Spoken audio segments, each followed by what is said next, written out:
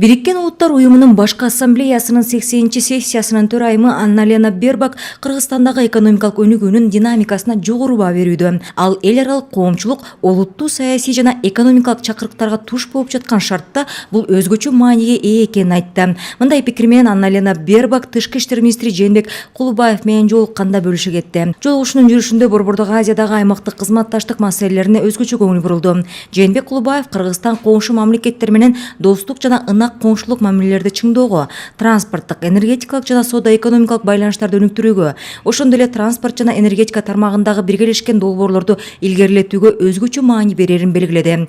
Өз кезегинде Анна-Лена Бербак Борбордук Азиядагы бардык көйгөйлүү маселелерди жөнгө салуу боюнча жетишилген макулдашууларды жана биргелешкен аймактык долбоорлорду ишке ашырууну башка өлкөлөр үчүн үлгү боло ала турган көрүнүш катары баалады. Бул өңүттөн алганда ал Кыргызстан тарабынан демилгеленип, Бириккен Улуттар уюмуна мүчө мамлекеттер тарабынан консенсус аркылуу кабыл алынган чек ара талаштарын тынчтык жолу менен жөнгө салуу резолюциясынын кабыл алынышын кубаттады.